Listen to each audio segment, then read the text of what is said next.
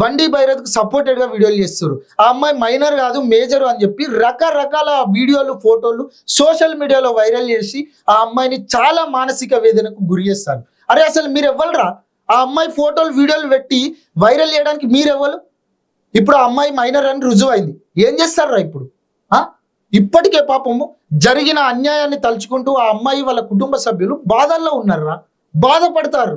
ఇలాంటి టైంలో మీరు ఇట్లాంటి ఫోటోలు వీడియోలు పెట్టి 30,000కి అమ్ముడు పోయి సోషల్ మీడియాలో తప్పుడు ప్రచారం చేస్తే ఆ అమ్మాయి ఏమైనా చేసుకుంటే ఎవడరా రెస్పాన్సిబిలిటీ? ఎవడు? బుద్ధి ఉండాలి కదా, సిగ్గు ఉండాలి కదా, కొంచెమన్నా కడుపుకు అన్నం తింటాలా గడ్డి తింటాలా?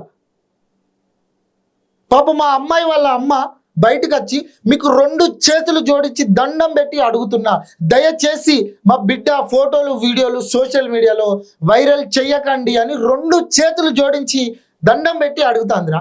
30,000కి అమ్ముడు పోయి ఇలాంటి నీచమైన పనికి దిగజారడానికి సిగ్గు లేదురా? అదే మన ఇంట్లో ఆడపిల్ల అయితే మనం ఇట్లనే చేస్తామా? మన అక్కో చెల్లో అయితే మనం ఇదే విధంగా ప్రవర్తిస్తామా? బుద్ధి ఉండాలి కదా, సిగ్గు ఉండాలి కదా. ఎవడెవడైతే సోషల్ మీడియాలో 30,000కు అమ్ముడు పోయి తప్పుడు ప్రచారం చేస్తారో అందరి మీద ఎఫ్ఐఆర్లు అవుతున్నాయి బిడ్డ.